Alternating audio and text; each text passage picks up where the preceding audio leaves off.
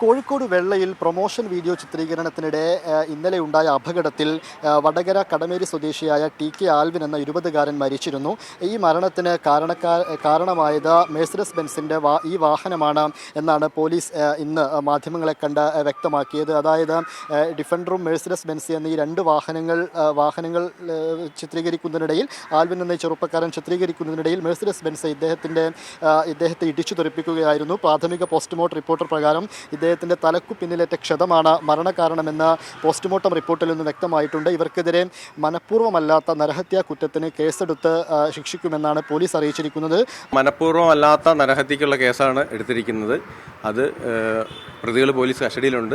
കൂടുതൽ തെളിവുകൾ ശേഖരിക്കാനും വണ്ടി പരിശോധിക്കാനുണ്ട്. അതിനുശേഷം മറ്റ് നടപടി സ്വീകരിക്കുന്നത്. ഇൻഷുറൻസ് ഇല്ലാത്ത വാഹനം ഇടിച്ചതിന് വാഹനത്തിന് ഇൻഷുറൻസ് ഇല്ലാത്ത വാഹനം ഓടിച്ചതിനുള്ള വകുപ്പ് കൂട്ടിച്ചേർക്കും. അതിനോടൊപ്പം തന്നെ മോട്ടോർ വാഹന വകുപ്പിൽ നിന്നും നടപടിയുണ്ടാകും. ഡിഫൻഡർ വാഹനം ഓടിച്ച റയീസിൻ്റെയും അതുപോലെ തന്നെ സാബിത്തിൻ്റെയും ലൈസൻസ് മോട്ടോർ വാഹന വകുപ്പ് അടുത്ത ദിവസം തന്നെ സസ്പെൻഡ് ചെയ്യുമെന്നും അറിയിച്ചിട്ടുണ്ട്. ഇതിൽ പ്രധാനപ്പെട്ട മറ്റൊരു കാര്യമെന്ന് പറയുന്നത് ഈ മെഴ്സിഡസ് ബെൻസ് തെലങ്കാന രജിസ്ട്രേഷനുള്ള വണ്ടിയാണ്. ഇത് കേരളത്തിലേക്ക് എത്തിച്ചതിന് ശേഷം ഇതിൻ്റെ രജിസ്ട്രേഷൻ മാറ്റിയിട്ടില്ല.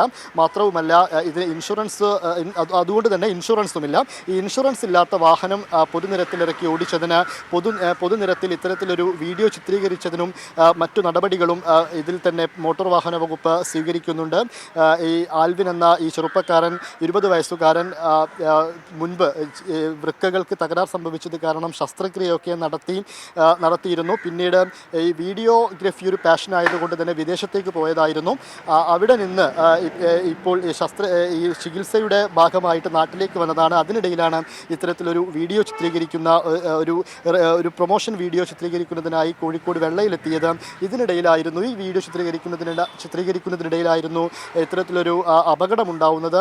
എന്തായാലും ഇപ്പോൾ പോസ്റ്റ്മോർട്ടം നടപടികളെല്ലാം പൂർത്തിയാക്കി മൃതദേഹം ബന്ധുക്കൾക്ക് വിട്ടു നൽകിയിട്ടുണ്ട്. വടകര കടമേരിയിൽ തന്നെയായിരിക്കും ആൽവിൻ്റെ സംസ്കാര ചടങ്ങുകളും നടക്കുക.